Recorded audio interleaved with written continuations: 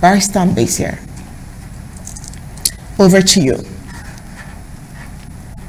Now, this is not the first time we're seeing this. Just like the report mentioned, we've seen them try to use this intimidating, tricky method on the market women that lost goods and products and all their valuable goods on the 20th of February. We saw how they tricked them to come out to march on International Women's Day. We saw how they tricked them to come for a campaign which we reported yesterday, and now they are in Kupemona and Guba. Now, what do you think about this such move? Does it work in a modern time when democracy is about the people, for the people, and by the people?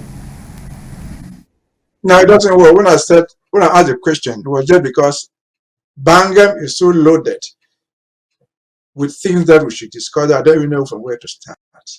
For those who don't know Bangem, Bangem is the capital of the division called Kupe Maniguba. Kupe Maniguba was created on 2nd of September 1992. And so it is called a division. But what did the creation of Kupe Maniguba as a division bring to the people who live there? Absolutely nothing. We create divisions, for example, they are supposed to have subdivisions, what we call the LGAs, the counties. But prior to 1992, that Pobia signed his decree. There was Tombe. Tombe has always been there. Tombe was created under the frontier government. There was Nguti, it has always been there. There was Bangem itself, it has always been there. So all they did was to make a decree and say these people belong to a division called Kupe Maniguba. But where is this Bangem?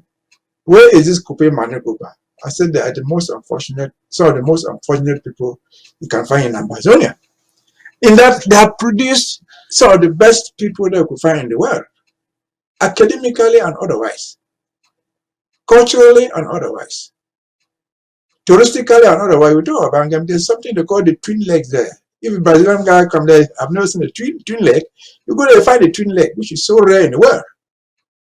But let me address the Bangem and Kupe Maniguba to show how they are being deceived, that they don't have to be deceived.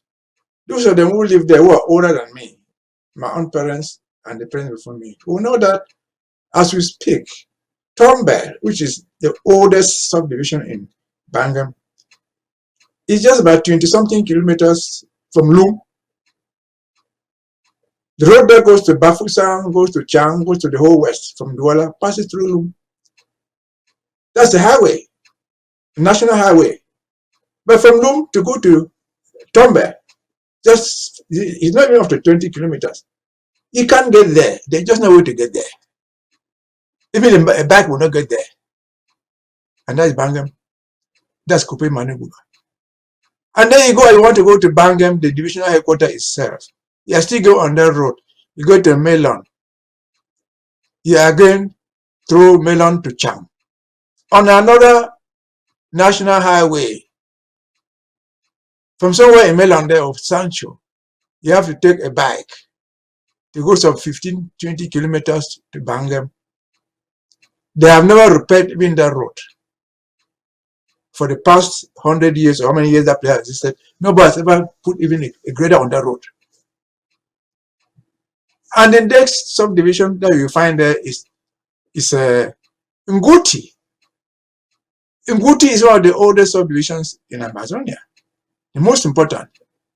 I'm sure that you people who were born recently, you've heard about something they call the African Union. The first Secretary General of the African Union, which was called the OAU, was a product of Nguti. Nzo Ekangaki, he came from there. I even ventured to put an airport in Nguti. Why? Because of that airport today, trees are growing there. That was in 1964. Nobody cares about them. And again, I said these people are the most unfortunate people as a people to be developed. It's not because they lack the elites. It's not because they lack educated people. No. Who was forgotten not too long ago? We had people in Ngole, Ebongole was a powerful guy. He was even the prefect. He was even a governor. He came from there. Professor Ngole, who has a PhD, is a professor. And he has subjected himself to become the director of a CPDM school in Yaoundé. The director of the CPDM Institute, even though he's being paid from the treasury. He's from there. If they have to go there and give people beer and Maggie Cube to buy elections, they go on foot. They go on foot, they're not being ashamed. And so, poor Bangam people, I will feel so sorry for you. We don't think that even at this time, somebody in Bangam should be deceived. When we grow up, when we still West Cameroon, one of the most powerful schools we had there was Nyasuso. If you heard about Nyasuso, Nyasuso was a powerful mission station. There was a teacher training college there. It became a secondary school. They even transformed it into a government secondary school. So it is not because these people lack anything. It is simply because they are discriminated against. And to crown it all, I mentioned Tombe. Tombe is the place that hosted every Bamileke guy running away from the Makiza. And they settled there. What have they brought there other than chaos? You remember in the not too long ago, there was this fight between the Bamilekes and the Bakosis in Tombe, where the many people today, the so-called mayor of Tombe is a Bamileke girl who was born there. So even using their connections as Bamileke people, what can this Bamileke girl not go and say, Mr. Nyefinje Fenji, to give them all what they need as the people who help them? They are not doing it. So deceiving the people at election, this is not the first time there are elections. We have also had the pretended election in Cameroon. The very people who are there have been there.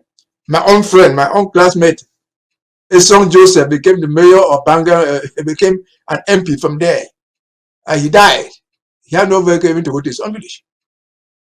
So what have we not seen in Bangam? Should the Bangam person be deceived? They grow all this cocoa. They grow everything there. If I remember, I saw a video not too long ago. Somebody crying inside Bangam there. Their plantains getting rotten there. No way to transfer it just 10 kilometers or so to the main road in Melon to sell and get some money.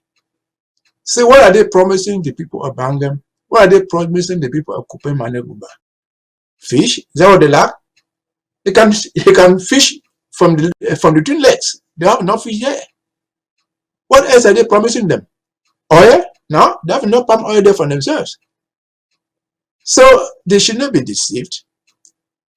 Mr. Ngole Elvis, who is so educated, but so academically dishonest, because I heard him, somebody asked him on Equinox not too long ago, how do you explain that Southern Cameroon says they had the independence on 1st October?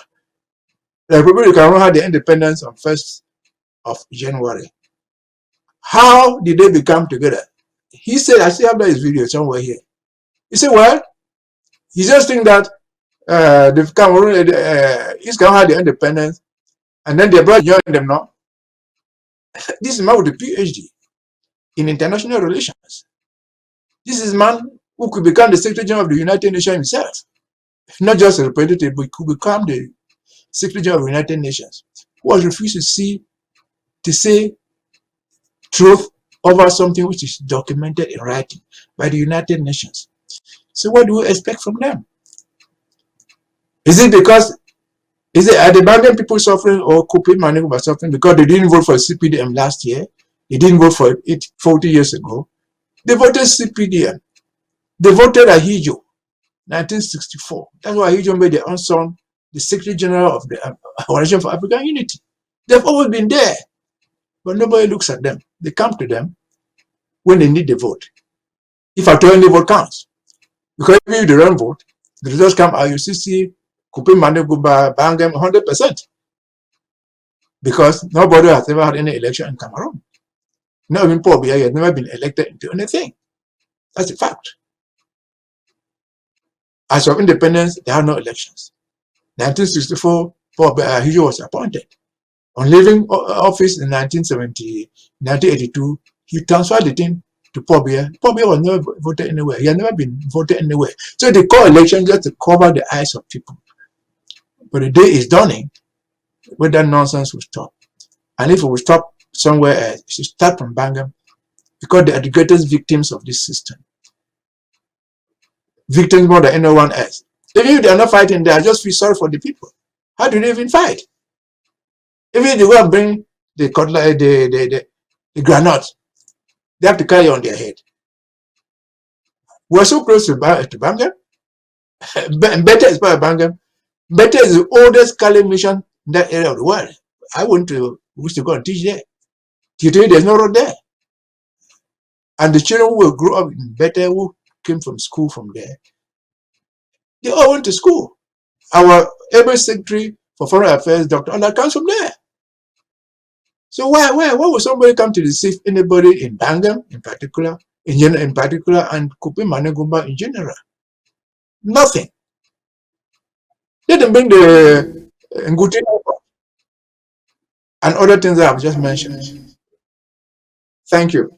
Thank you so much, Barrister Mbeseha. I mean, everyone would know that of a truth, they have been the one at the receiving end, mostly the ones at the receiving end. We still have reports from the home front that would definitely interest you to speak on tonight.